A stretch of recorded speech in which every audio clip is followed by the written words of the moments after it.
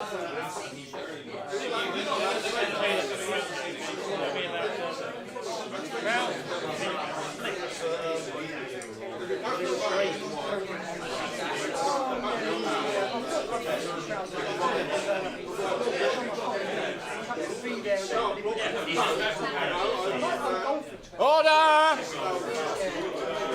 Ladies and gents, good evening and welcome to the October meeting of the New Sheridan Club. Torquil can't make it, he's can't get a train in from the sticks. And as for Hutch, he's permanently in foreign countries nowadays. I don't know where he is. Is he in Scotland? Welcome back. Yeah. This is my first. Turn the music down. Well, I'll have to ask someone downstairs. Okay, don't. If someone can nip downstairs and ask them, they can turn off the music downstairs. Yes, it's my first time back since moving out of London, so my accent hasn't changed, I don't think. Before we go any further, Culpepper tells me that he's working on the next design, and he's asked if anyone has anything they want to contribute, please ping it his way. There's an email address on the website and a newsletter page.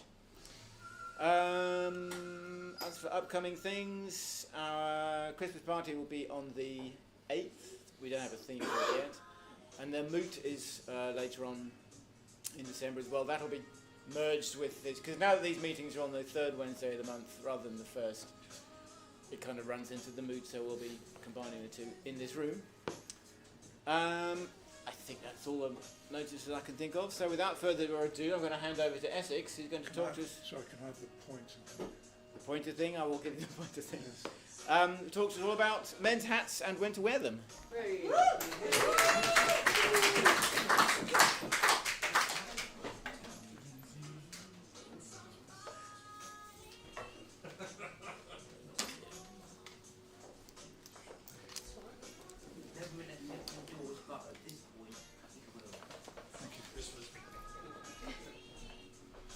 Right. Good evening, ladies and gentlemen. Thank you for coming. Thank you to Club Secretary. I apologise for my appearance because I do tend to sweat, but I'm a bit under the weather, so I will be probably sitting down for this talk.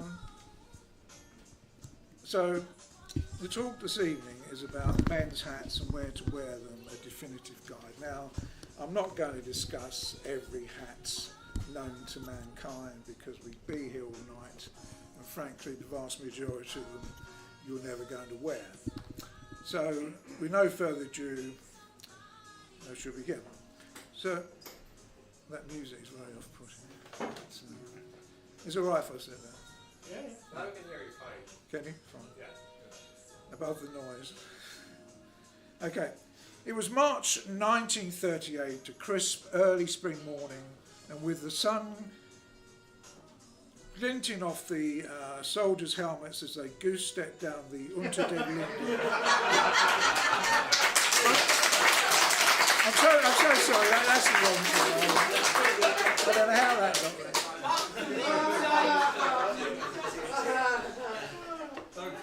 there. Okay, so we'll begin with the...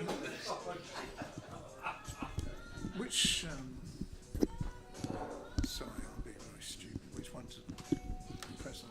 The right one should make you go forwards, yeah? No? Sorry, I just need to squeeze through you to turn the music down. Right. Which one?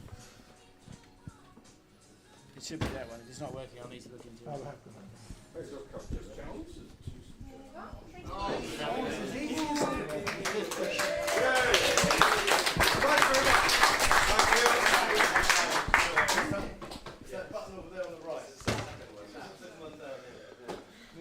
The top hat. No one can be entirely certain when top hats began to appear, who created the first one, or where he got the idea from. But it was a clear departure from the traditional tricorns and bicorns that were regularly worn by the gentry. A reasonably strong case can be made for George Dunnage and his partner Thomas Larkin, who claimed to have created a tall hat in 1793. The pair obtained a patent for it the following year, and documents exist that show their company in London supplied the third Earl of Egremont with a waterproof silk hat, possibly for his coachman. Tall hats of a similar type quickly gained wide acceptability and acquired a variety of nicknames: stovepipe, plug hat and chimney pot, but no one called them top hats before the 1850s. Before this date, the self-styled leader of fashion, Beau Brummell, and his dandy friends all wore them, often in extravagant colours. The notoriously eccentric, the 5th Duke of Portland, favoured a version nearly 2 feet tall.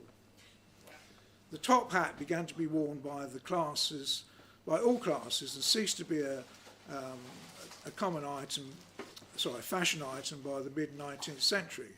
But it was a default choice for the professionals and upper classes, especially in town.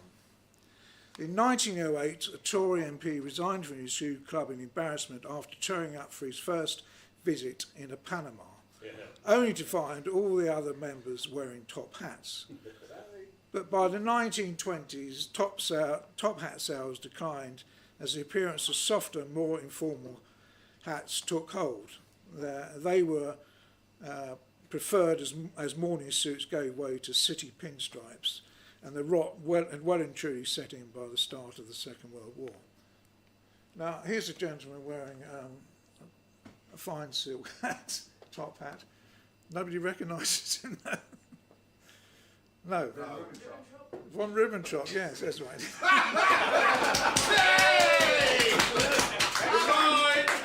He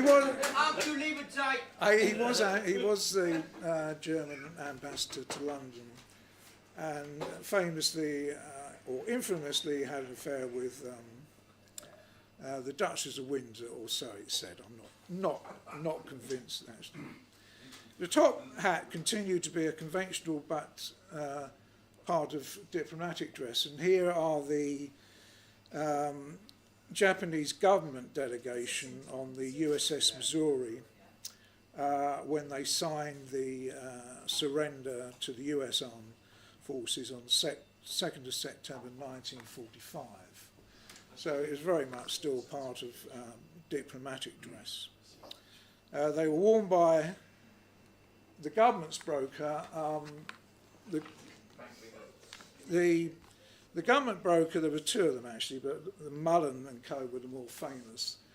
Well, not really the more famous, but anyway, there was another company. And here you see, this is probably in the 1980s, these are the government brokers who sold gilts on the market. Now, they wore top hats so that the market, because everything was done on the floor of the stock exchange, that they would be instantly recognisable, so the brokers would know the government was selling bonds or whatever when they saw these brokers appearing on the market. That was really until the mid-1980s. And in the House of Commons, it was the case that to raise a point of order, i.e. during a debate, as you still see them do in the House, they had to put on a top hat. Now, it was a collapsible one that was kept in the House. I'm not sure the date, that is Tony Newton, who was the leader of the House for the Conservatives, probably late 1980s, I suspect, because it was abolished in 1998 as it was seen as ridiculous when Parliament was being televised, so that's why they stopped it. And elsewhere, top hats became a rarity. Eton College banned them in the 1940s, and at Harrow, only monitors or prefects wear them, and then only occasionally. Now, the rot really set in when John F. Kennedy became the first US president not to wear one at his inauguration on 20th of January 1961. Now, he did take a hat, as you can see, to the inauguration, but he didn't wear it. Here is at the actual ceremony. He didn't wear it. He was the first US president not to wear one, and I don't think it's ever been worn since. The royal family wears them more than most, and the Duke of Edinburgh is said to have ordered one fitted with a small radio so that he could listen to Test Match Special whilst at Royal Ascot. Now, where to wear them? Royal Ascot is obviously the place to be seen wearing a top hat, especially in the royal enclosure. The debate is ongoing whether to wear black or grey, which is technically known as white, which was introduced by James Lot III in the 19th century. And this is Jock Bell's Broughton on the right, wearing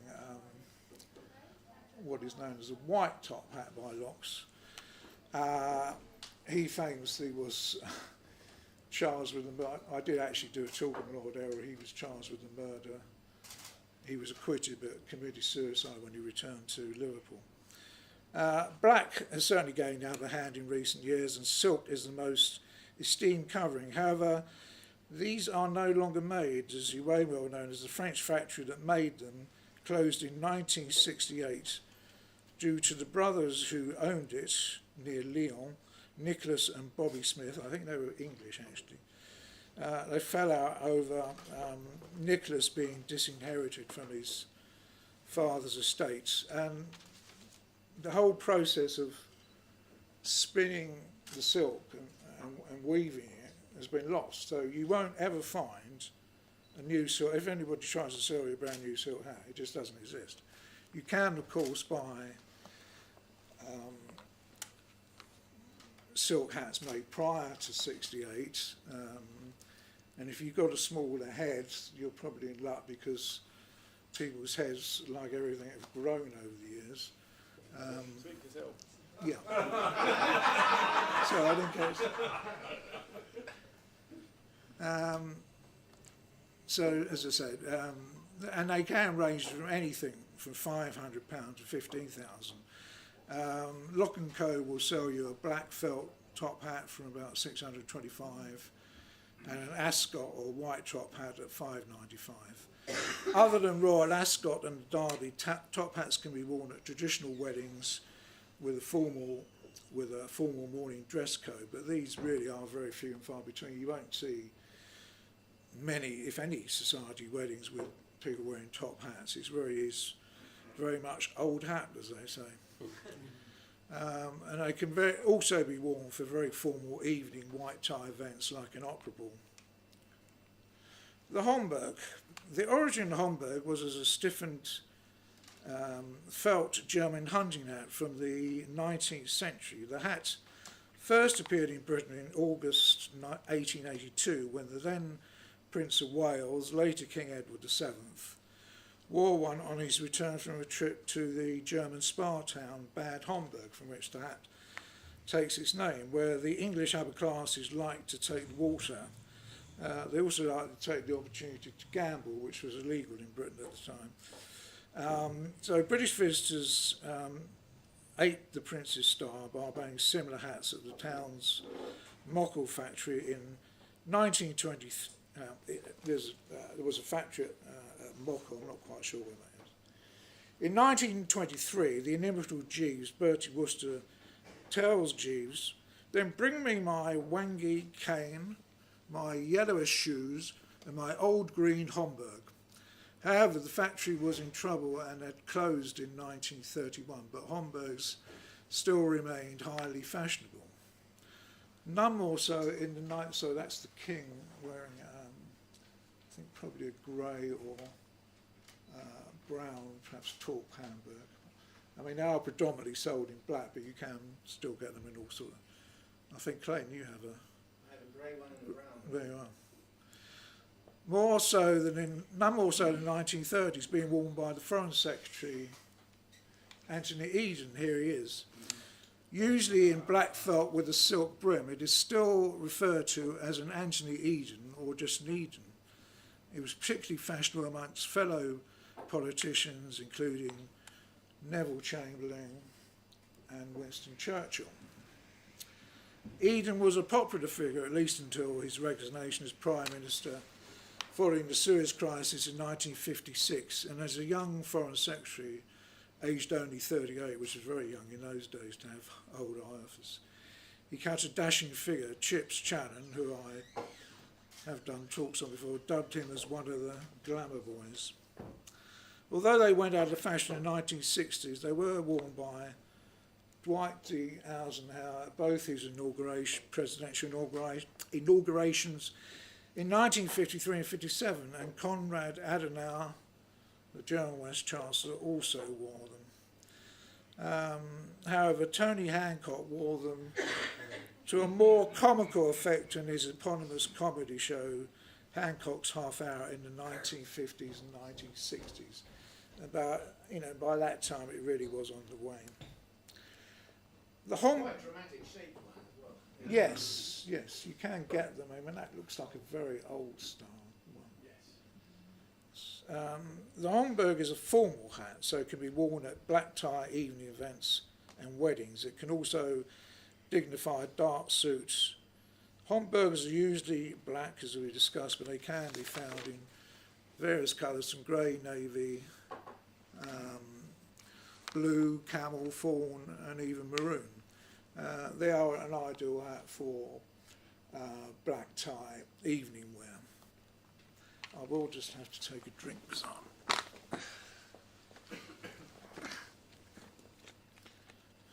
excuse me.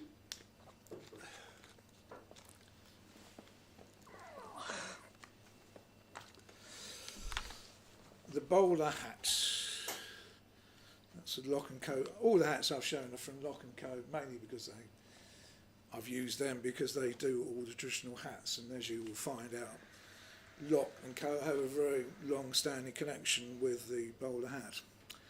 The bowler hat origins can be traced precisely to 29th of August 1849, when a customer called in at James Lock and Co. St James's, which is where the shop is still today, and still owned by the same family, hoping to obtain some new hats for the keepers on the Earl of Leicester's Holcombe Hall estate. The customer was the Honourable Edward Cook. Now, I often pronounce it Coke, but it is pronounced Cook, so I will use the correct term, Cook, the second Earl's younger brother. He wished to replace the men who worked on the estate's top hats, which were frequently being knocked off and damaged. He wished to replace them with tough, close-fitting hats, which protected their heads from low-hanging branches when out riding, and from poachers' sticks and clubs when on foot. Because you found all sorts of ne'er-do-wells on the estates at that time. Lock quickly had a prototype constructed by the company's chief hat maker, Thomas Bowler, from whence the name has stuck, at his factory in Southwark. Cook approved of the hat's pleasing appearance and strength, stomping on it for good measure, and placed an order for the hat. The hat quickly caught on with other estates like the Duke of Westminster's at Eaton Hall in Cheshire. Today, each of the 8 members, and these are the Holcombe Hall keepers, they each are presented with a new hat a new cook, I should say, after 1 year's service. And at Locks, they continue to call them cooks in honour of the original buyer.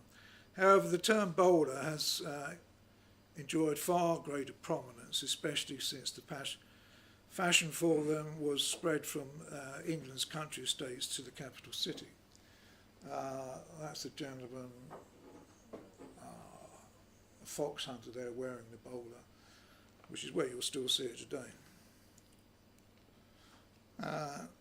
By the end of the 1800s, the bowler had left its country roots and established itself as an essential item for civil service and stockbrokers in the city, together with an unfurled umbrella, I should say. I'm not sure when that was taken, probably sometime in the 60s, possibly 70s. The bowler gradually faded from use in the city by the 1990s. and Metropolitan line trains scrapped hat racks and umbrella hooks in 2013, but boulders and umbrellas are still the order of the day on Cavalry Sunday.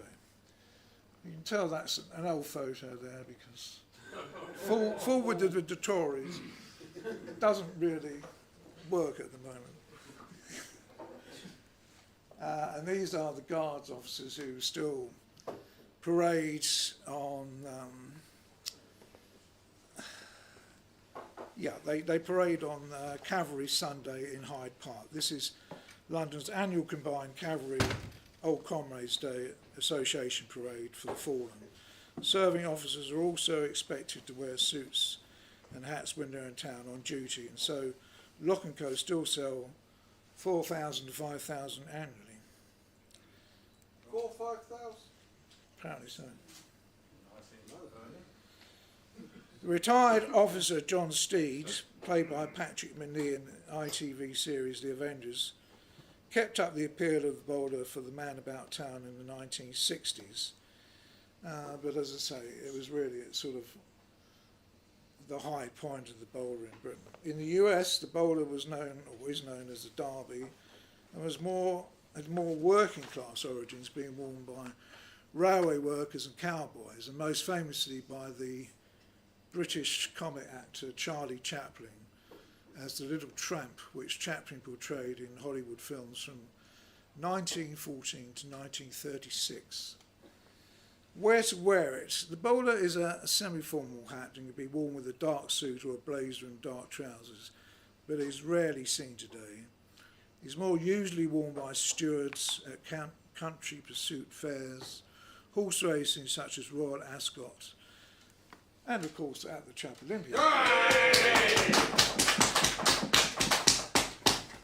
Neil, do you know why it's called a derby or derby? I could have found out, I didn't go into it. Probably because it was worn at horse racing, I'm not sure. Probably. The Trilby, and this again is a Lock & Co Trilby. It's a great. Does it go back to the derby? Do you think the derby has a slightly different shape with a more curled brim? Yes, definitely, yeah, absolutely. Yeah, I mean there are various. It's like all hats. There's no one definitive style. The Trilby. The publication in 1894, the novel Trilby, was a phenomenal success for the author George du Maurier. Today its plot is largely forgotten, but the book is famously remembered for the introduction of the female heroine Svengali, today a byword for a highly manipulative character. The actor-manager Herbert Beerbohm Tree, who took the role of Svengali, I mean it was a female part, when he took the play of the book to London's Haymarket in 1895, so it was only a year later, which made the heroine's headgear, a felt hat, a leading fashion item.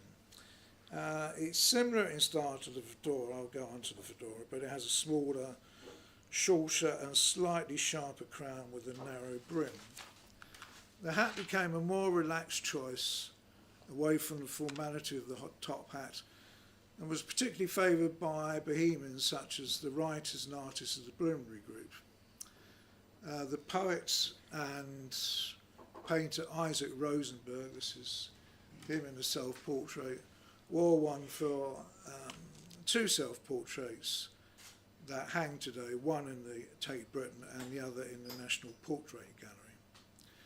By the 1930s, the Trilby had moved upmarket, and brown felts in particular became firm favourites with the horse racing community amongst owners and trainers. And here we have the aforementioned Stockdale's Broughton here wearing a Trilby at the races.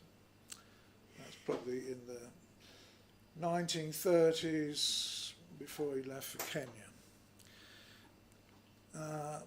That is the racehorse trainer John Godstone, who's very well known on the flat circuit with a typical racing felt. They became popular in British films in the 1940s and 1950s, being worn by men about town, but also by crooks and Scotland Yard detectives in equal measure.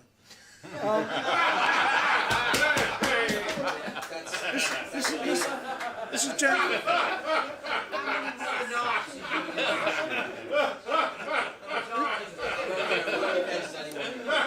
I'm not sure who this gentleman is, but he's wearing a particularly fine. The Führers were beaver fur. Yeah, a particularly fine beaver fur. Jesus Christ. Here's another gentleman who's adorned his trilby with a.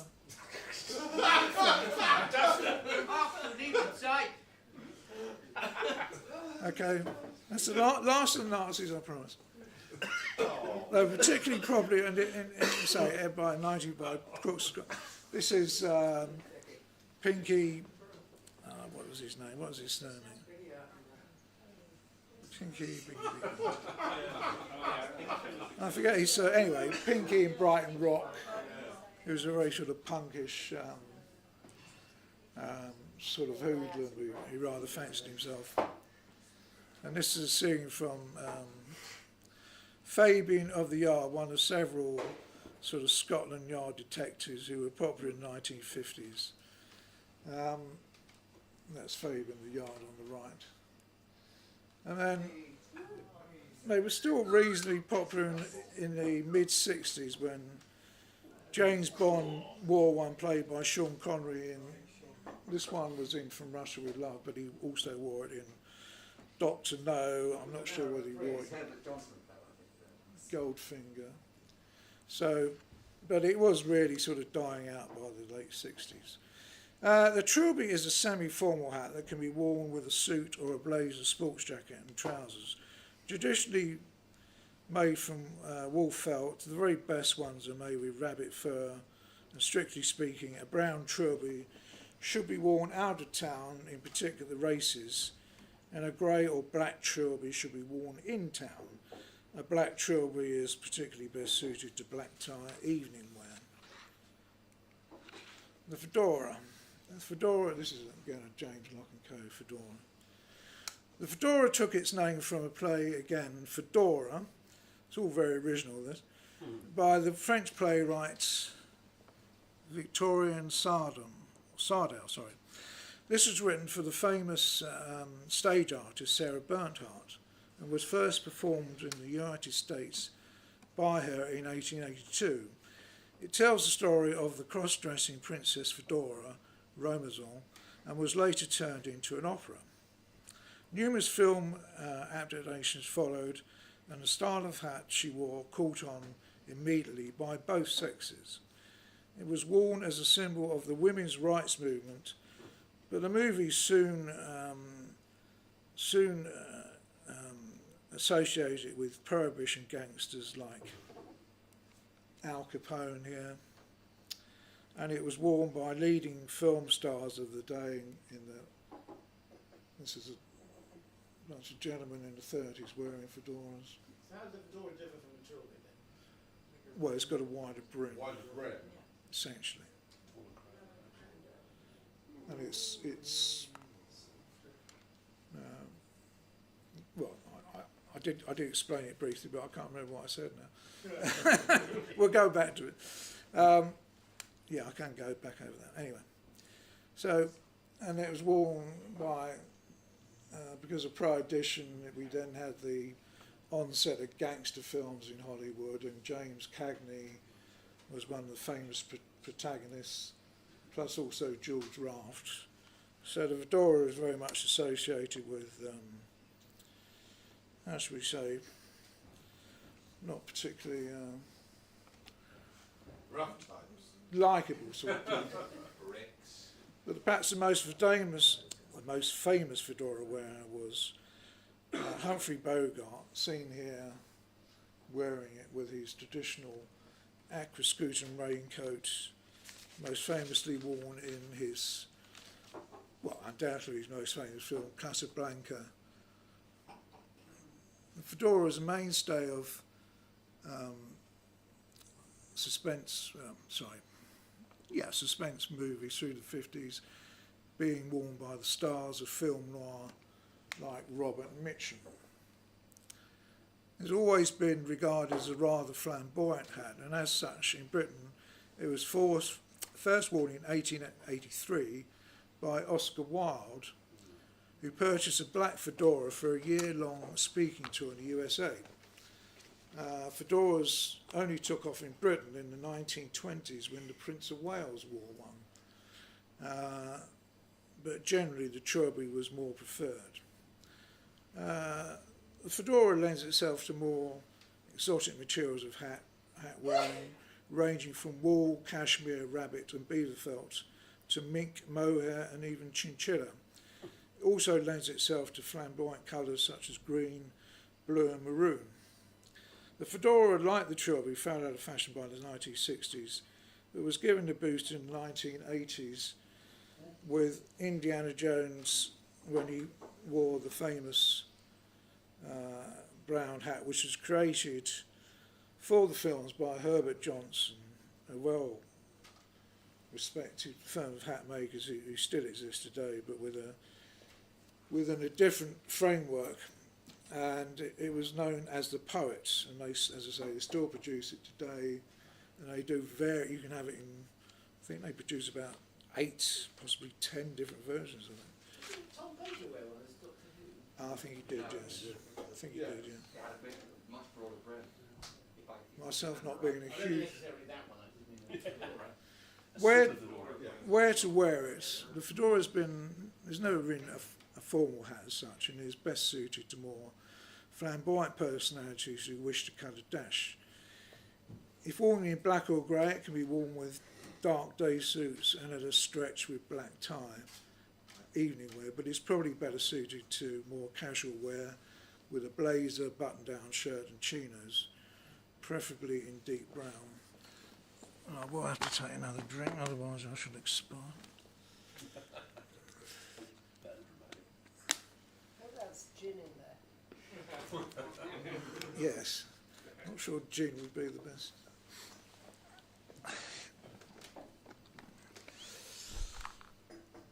The boater. This again is a lock and code boater. And I've previously given a talk on the boater at the New Sheridan Club, so I won't delve into too much detail here. Suffice to say that its origins are a subject of debate, but are probably derived from either French sailors' hats from the 19th century or those of Venetian gondoliers. It became popular in Britain from the 1880s, particularly amongst public schools like Harrow, who still wear them today, and they wear their own particular version with a very low crown and quite a wide brim. And Eden still wear them, but only on Founders' Day, the 4th of June. The boater is made of Senex straw, which is, coiled and then moulded into a flattened pillbox shape with a wide, flat brim. The boater is always regarded as a summer hat in Britain for sporting occasions such as boating, and particularly, this is the Surrey County Cricket Club from 1998. You can see it's quite a popular hat. Apart from the traditional cricket cap, a lot of them are wearing boaters. So it was popular towards the end of the 19th century. This is how to tell you how popular it was in Britain. This is a hat factory in Luton they used to produce thousands and thousands of them. And it's all sadly now gone. As I say, the boater was worn at Henley Royal Regatta generally I would say, it was still worn at Henley, but from the 1930s, the boater gave way to the more practical Panama hat. But essentially, if you get a boater wet, you will ruin it, and it's far easier to damage than a Panama. In the USA, they were seen more of a summer business hats, and these This is a shot from, I think, 1921. You can see just about everybody is wearing a boater, and it was popular on Wall Street and also used by the FBI. Now, they were typically worn, and there is no particular season here to wear it, or no defined season. The chairman and I have debated this many times. But generally speaking, the Americans regard Straw Hat Day from mid-May until Felt Hat Day, which is mid-September. And I think I mentioned in the talk about the boater there was Felt Hat Day riots when people would knock the hats off people who wore them beyond September, and somebody was actually killed in one of these riots. So they took it very seriously over there. Rightly so. As men's fashion became less formal in the 1930s, the boater gave way, as I say, to the softer and more practical Panama hat, and the boater never regained its popularity, but it's still worn in the USA by barbershop quartets and school and university bands. As I say, less so here. You hardly see one at Henley now. I think the chairman will back me up on that. The hat became popular with actors and musical athletes, musical artists like, that's three gentlemen in the 30s wearing boaters, looking very stylish. There's Fred Astaire wearing a boater. Charles Chevalier, a very popular music hall artiste. And then a lot of your people won't probably know this chap, but Frankie Vaughan was very popular in the 1960s on television and variety shows, which is where the boater resided. Where to wear it? The boater is a semi-formal hat and can be worn either with a suit or a blazer and trousers at boating events, although it is less likely to be seen, as I say, either at Henley or Cowes these days. But it's still a perfect hat for a summer picnic. The Panama, now there are various sizes and shapes of Panamas. This is just the standard Lock & Co. Panama. The Panama hat is famously not from Panama, but is made in Ecuador. Theodore Roosevelt, the US president, made it famous by visiting the construction site of the Panama Canal and wearing one. Here he is, holding his Panama. And so it's not, but it was actually worn much earlier than that in the United States. The hat had been woven and worn in Ecuador's coastal provinces of Guado and Manasi for centuries.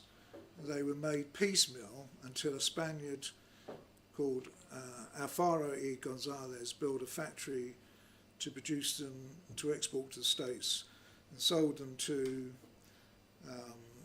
supply thousands of gold miners and prospectors in the great gold rush in the 1850s.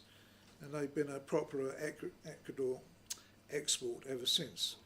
In Britain, King Edward VII popularised the hat when he wore it to Goodwood races in 1906, together with a linen suit instead of the traditional top hat and morning suit. It then became fashionable amongst his entourage, and the Panama hat and linen suit has become the de facto uniform for the late summer race meeting at Goodwood, known as Glorious Goodwood. The Panama became the traditional summer hat in Britain in the 1930s after the wane of the boater after the First World War. It became more popular still as it was seen being worn by colonials in British films of the period and in the United States as well. The Panama is as popular today as it's ever been, but these are, and there are many variations ranging from the cheap lookalikes to the very expensive traditionally made. The hat is made from weaving a shredded and dried taquida straw into a hat form, which is a meticulous process of weaving the crown and adding the brim, and then back weaving to finish the brim's edge. After weaving, the hat is softened, washed, and hand ironed into shape before being dried and trimmed. Now, the very best Panamas still made in Ecuador, and can range in price from a couple of £100 to several thousands. The price is very much dependent on how fine the weave is. I mean, if it's a Monte Cristo is known as the best Panama you can get, but even then you have degrees of the fineness of the weave, and they're the sort of hats that you see them pulled through a ring, and they can be rolled up and put in your suitcase and still retain their shape when you take them out. Where to wear them? There's President Roosevelt wearing one. It's Charlie Chan, the famous detective in the 1930s. It was seen. I mean, you can watch any 30s film and it will be there. There's Rhett Butler wearing one in Gone with the Wind.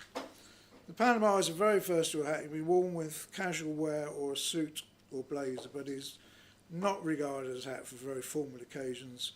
It's only to be worn in the summer months and is not a hat for wet conditions, as it can easily lose its shape. The Panama can be worn in various styles: a trilby, a fedora, and a planter style. It's traditionally worn in Britain with a black band, so the same as the boater, which was born out of a mark of respect for the deaths of Queen Victoria in 1901 and King Edward VII in 1910. Some more ostentatious wearers like to wear them in club colours, although that is generally frowned upon in more respectable circles. I'm not coming in next month. The flat cap. The flat cap has proved as appealing to the working class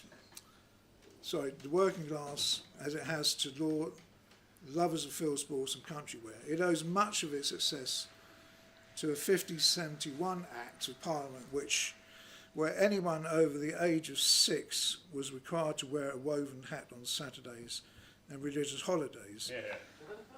The Cabas Act of 1488 prior to that had made it illegal for English subjects to wear ones made abroad on pain of a large fine, although this didn't extend to maids, ladies, gentlewomen, noble personalities, and every lord, knight, and gentleman.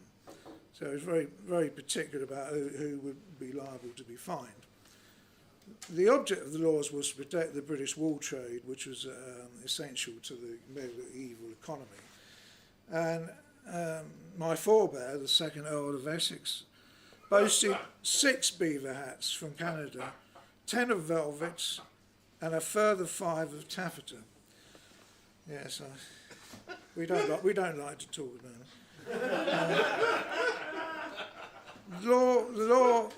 The law faded out. It proved to be difficult to enforce, though, and it was redeemed or reversed by the end of the century. But the habit of wearing wool hats had taken on, has become well established, as was the habit of wearing a flat cap, usually from tweed or corduroy, which was generally worn by working men. That's another. So I should say these are Bates and Co. I'll go on to Bates, but they have a very fine selection of caps, more so I find than locks, and this is just a couple of them. This is more of a. So that's more of a flat cap, where the material is pulled over to the brim, and that is what you call either a baker boy or a newsboy or a Gatsby cap, where the material is 8 pieces. Moat ring. Sorry? Moat ring. Well, whatever, you can call it what you want. So here we are, we see, this is probably in the early part of the 20th century, and you can see everybody, well, there are 1 or 2 bowlers there, but virtually everybody's wearing a flat cap.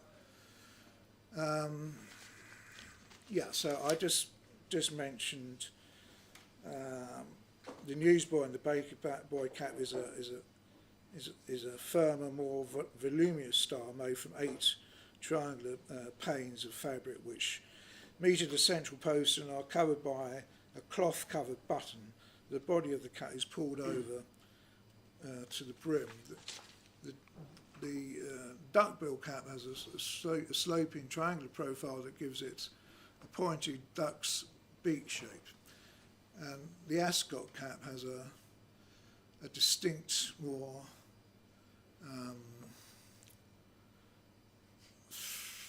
shape of a single piece construction with a round flat crown and low profile. So I mean there are many types of flat caps you can buy and wear.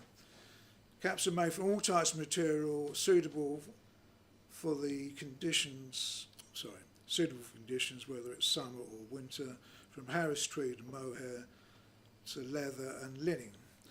Where to wear it? The flat cap is a casual hat and can be worn with any smart casual and casual wear, from a t-shirt to a jacket and jeans.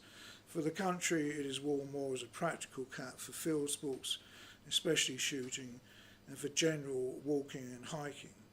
It is not appropriate to wear it at formal occasions with a suit. This character, I think I did forget to mention it. This was a chap called Andy Cap, who was from the Daily Mirror. He was, I missed that whole section there. Sorry. I should go back a bit. By the mid-20th century, it had become firmly associated with the lazy and the feckless, as worn by Andy Cap. He was a character created in the Daily Mirror cartoon character, which ran from the 1950s, I think, to the 60s. And he was firmly associated with the North as a grim, grey place. The cap has crossed class lines during the Edwardian period and was famously worn by the then Prince of Wales in the 1920s. It became popular with landed gentry on their estates and remains popular as a country hat today. Now, the BB series, Peaky Blinders, which I'm sure we're all familiar with, which ran from 2013 to 2022, featuring a crime gang based in Birmingham after the First World War, with Cillian Murphy in the lead role, firmly established the flat cap as a fashion item for men, as it still is pretty much today. A Peaky Blinders website was established that sells various versions of the newsboy cap worn here by the leading protagonist of the series. As I say, I did mention there are various types of flat caps. I won't go through that again. Now, hats not to wear. Now, I don't know if Mr. Myhill is here, is he? He's not here tonight. Stephen Myhill. I know he wears a beret and he wears it quite well, but I've tried it and it doesn't work. yeah, well, that's what I think. The beret is a difficult look to carry off. Firstly, it's French and has a distinct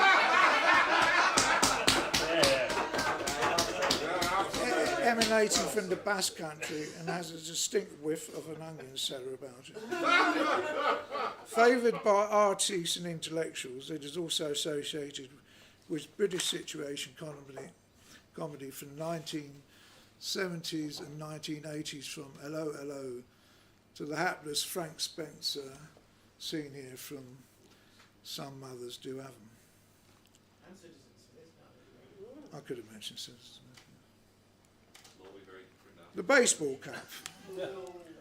With its origins in mid-19th century baseball, the cap was firm.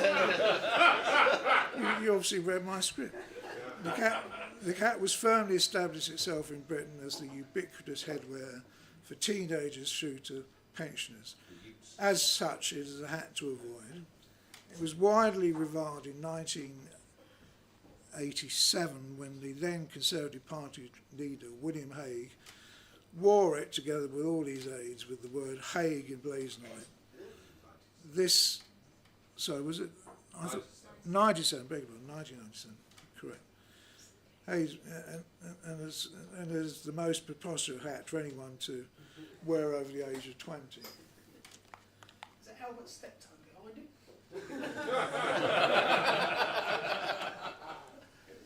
The beanie hat, almost as ubiquitous as the baseball cap, is the beanie. It has medieval origins from the 15th century Monmouth cap. Again, it was worn by poets and artists in the 1960s and 70s. It was ordered as a hat worn by blue-collar workers. It's mostly worn by younger men today, but it's best worn by those who wear a high-vis jacket and carry a shovel.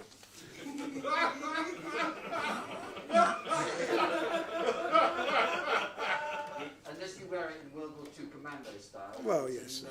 It's a definite no. Yes. You see them on skiers, sometimes the old French one with a bit sort of, it's like a nipple that's had the clamp left on too long, and the I think we've all learned a little bit more about Bobby Where to buy hats? Lock & Co is the world's oldest hat shop, founded in 1676 and still run by the Lock family at 6 St James's Street, SW1, where it resides today. This is the original shop. It hasn't changed in all those years. They supply hats to Admiral Lord Nelson, Sir Winston Churchill, Oscar Wilde and Beau Brummell, amongst many others. It is expensive, but I found it to be a very friendly shop where the staff will assist you in finding the right hat for you, and more importantly, in the correct size. I did say it was expensive. Bates Hats, founded by Edward Bates in 1898 on Sloane Street, it soon relocated to Jermyn Street. It was bought by the shirt makers Hilditch and Key when the original Bates shop had to close for redevelopment of the area in 2012. It is now situated within Hilditch and Key at 73 Jermyn Street. We are still greeted by Binks the Cat, who walked into the shop as a kitten in 1921 and stayed there until his death in 1927. He was preserved by a taxidermist and resides in a glass case wearing a top hat. He also used to have a cigar, but I think they've taken that off. Like Locks, Bates is expensive, but they do maintain an extensive, as I mentioned earlier, extensive range of caps suitable for both summer and winter wear. Christie's. Founded by Miller Christie in London in 1773, it supplies hat to royalty and many famous customers. In the 1850s, Prince Albert wore a Christie's top hat, which helped to popularise it amongst the gentry of the day. It closed its Stockport factory in the 1990s and moved production to Witney in Oxfordshire. Christie supplies many online stores and supplies retail partners like John Lewis, whilst maintaining a store at 23 St Christopher's Place, West 1. Its hats are reasonably priced in comparison to Locks and Bates. Other hat stores, Swain of Bond Street owned the famous hat brand Herbert Johnson, aforementioned for producing the pirate hat for the Indiana Jones movies. The brand was founded by Herbert Lewis Johnson, a skilled hat maker who received a royal warrant from King Edward VII after he expertly repaired his top hat. Situated originally in Bond Street, it is famous also for its military headwear, which I think it still produces, and today for various versions of the pirate hat for the Indiana Jones series of films. The bowler hat worn by Steed in the Avengers was a Herbert Johnson design. It suffered several ownership changes in the 1980s and 90s, but was acquired by Swain, Aiding and Brigg in 1996, and since 2017 its hats have been handcrafted in a London factory. Oliver Brown are a menswear fashion house founded in Lower Sloane Street in 2000, and the owner, Christian Robson, has carved a niche in supplying antique silk top hats and claims to have the world's largest collection. It also supplies its own brand, wool felt top hats, and it has various stores throughout London now, including Jermyn Street. Laird Hatters, established in 2009, Laird has 4 stores in central London. They make their own hats and caps and are reasonably priced, in line with Christie's. Hat etiquette. Men should remove hats when indoors, specifically in homes, restaurants and places of worship. As a sign of respect, they should be removed when a funeral cortege passes by. They should also be removed during a formal event like a flag raising ceremony, a memorial service, and when the national anthem is played. It is not necessary to remove your hat in public spaces such as on trains and buses, or in thoroughfare spaces such as hotel lobbies and airports, although it is appropriate to remove it in a lift if a lady enters.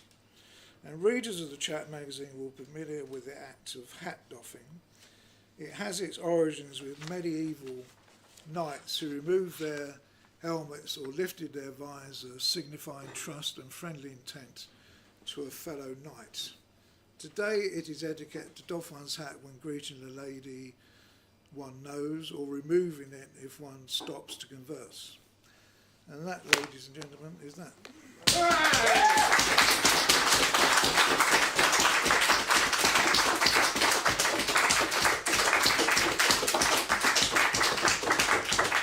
Any questions? No. It needed more Nazis.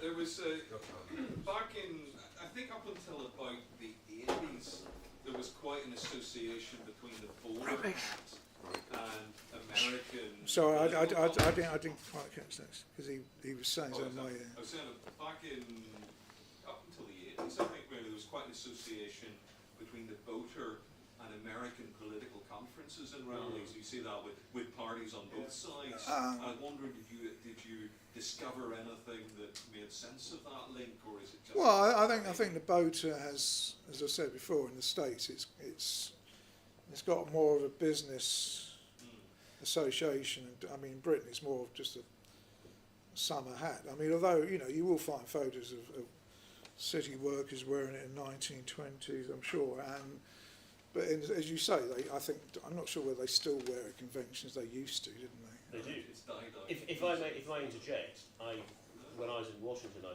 saw a collection of these convention hats, and I was shocked to discover they are moulded foam in the shape of a straw hat. Yeah, they're not. Yeah, I mean, They've been replaced for the baseball cap on one side. yeah, but as I mentioned, I mean, still in the States, they're worn by barbershop bands and.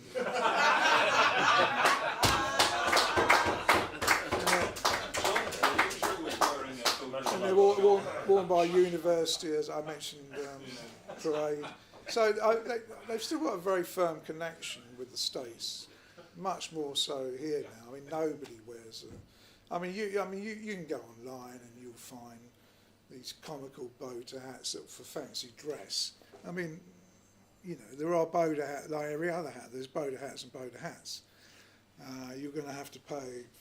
I mean, you used to be able to buy them from Olney for about £50. Sadly, Olney went bust during the lockdown.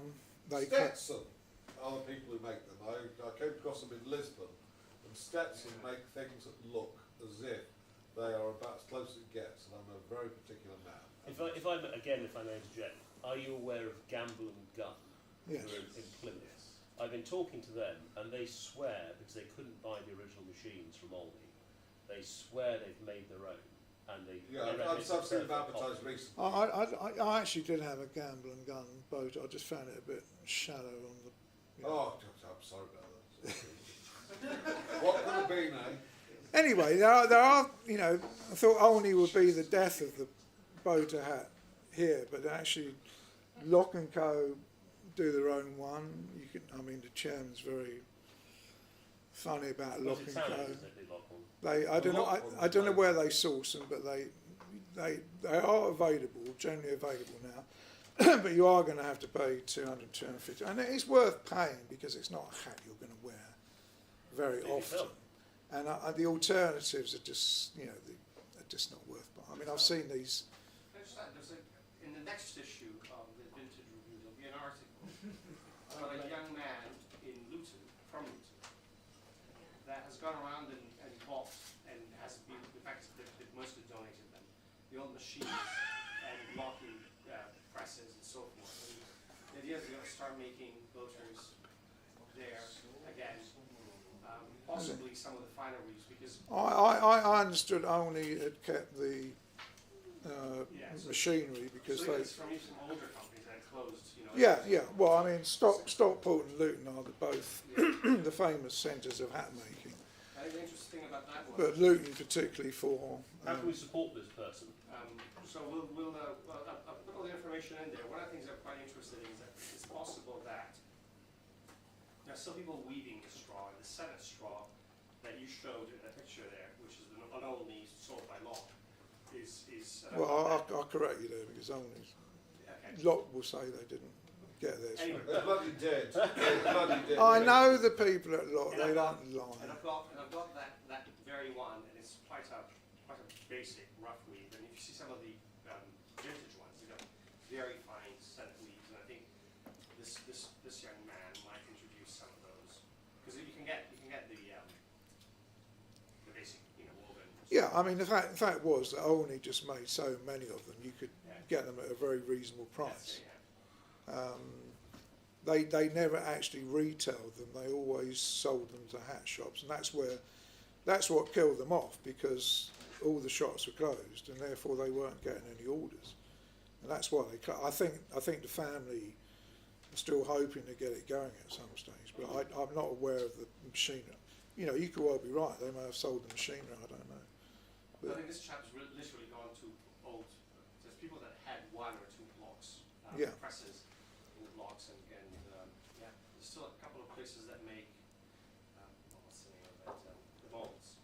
You know, It's still quite a skill to make them. I mean, it's not Yeah. something you can set up from scratch. I mean, it's not. I mean, to get a decent one, anyway, let's put it that way. I do think I have to point out at this point that here in the city we have the Worshipful Company of Filmmakers. Yes. Most of the skills you've pointed out for the last 250 years, you have found that throughout history women are the main wearers of hats. Oh, absolutely. Most of those millinery designs and designs even of things, fedoras, are developed from women's hats. Yeah. And currently, I understand from the filmmakers that the market for millinery and women's hats has increased by 40% in the last 3 years. So it's very much, and then when you're talking about the traditional way of weaving, of using blocks, that is very much being used and is actively being successful at the moment, but in terms rather of men's hats rather than women's. So the skills are still there. Yeah.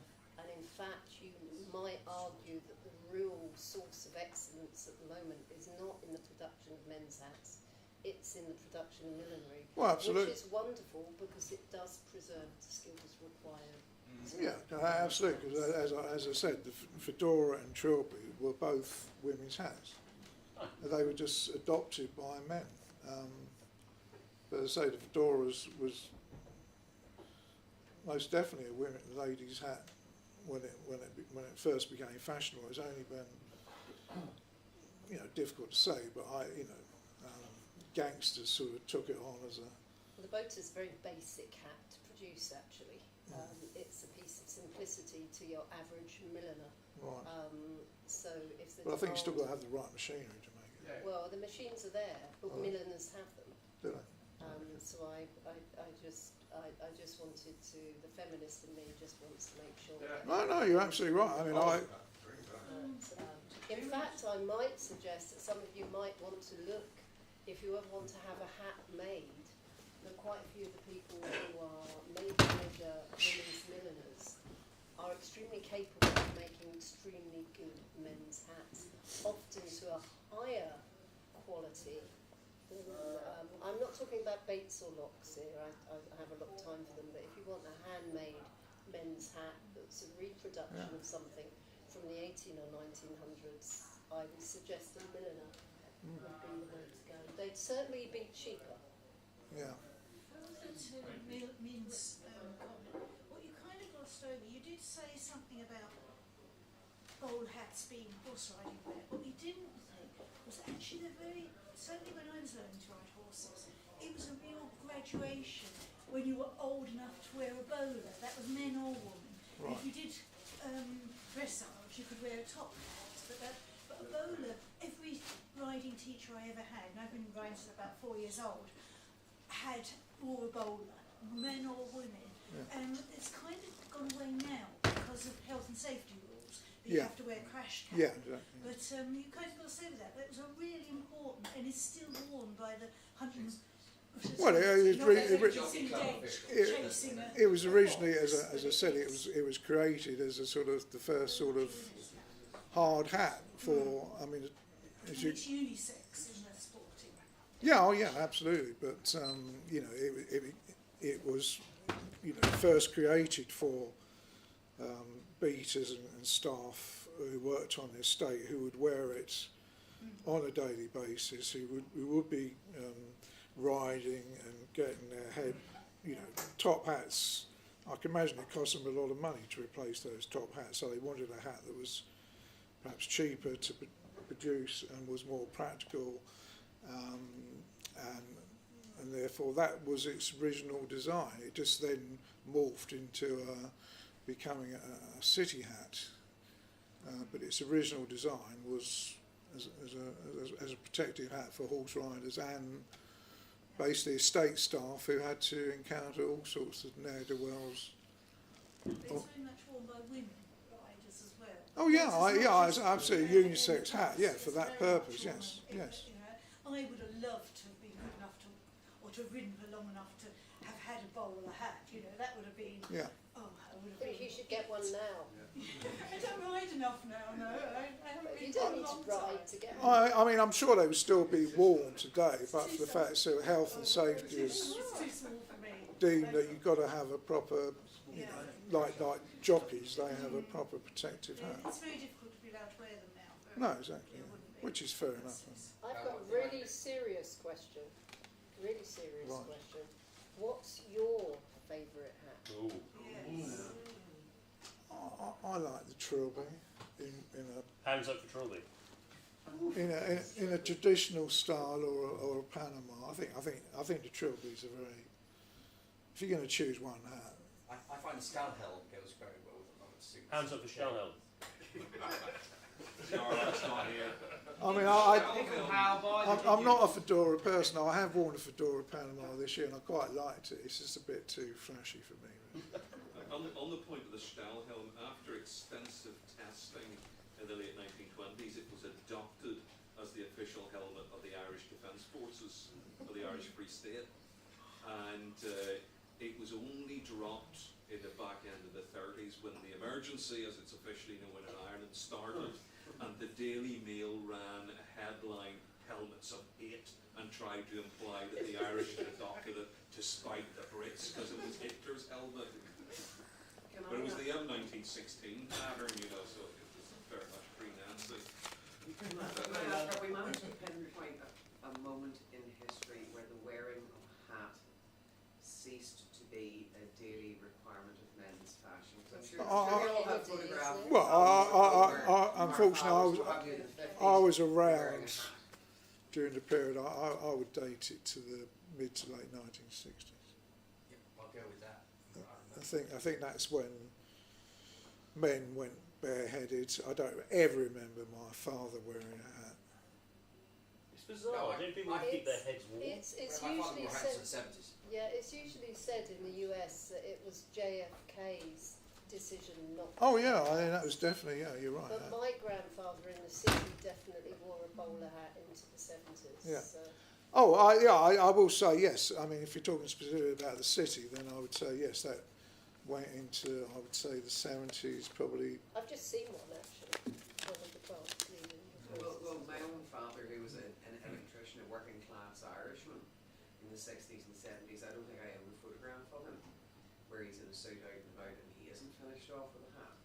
He's always wearing a trilby. Yeah, well, I mean, you know, there's always exceptions. I mean, you know, I know what you mean. I mean, my grandfather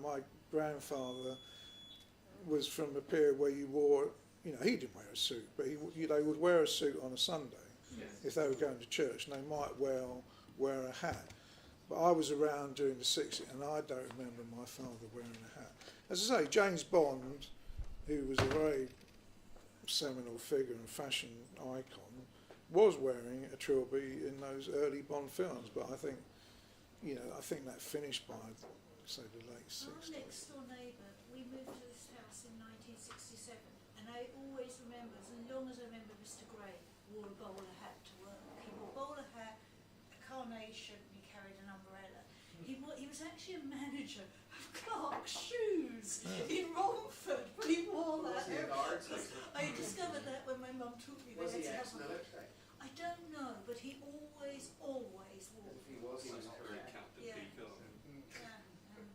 I just remember that being shocked that all he worked in was the shoe shop. It was Clark's shoes. When my English grandmother lived near this shop, and I went there for my school shoes one time. And I think my parents were quite surprised to see that he was only he only worked in Romford Clark's shoes. Not Keep up appearances. It's a good shoe shop. yeah. Yeah, I mean, definitively, I would say this, you know, the mid to late 60s, because the whole pop culture changed everything. I mean, to be seen wearing a hat, apart from, of course, if you worked in the city with a bowler hat or you were a civil servant, it was just regarded literally as old hat. People didn't stop wearing them. You know, it's hard to pick a time, but I would specifically say mid to late 60s. Apart from Brixton in 1979 and 80, when everyone was wearing a pork pie hat. Yeah, I mean, there you go. I mean, I could have mentioned pork pie hats. I mean, you know, there's always a hat that sort of takes on with the various culture, isn't there? I mean, you know, Frank Sinatra popularised wearing a pork pie hat, as you say. He was a cultural hat with West Indians, musicians and artists and everything else. So, I mean, but overall, if you're talking about the whole country, I would say mid to late 60s. Essex, I remember when I was researching this, if you took photographs You've done a talk as well. of the Great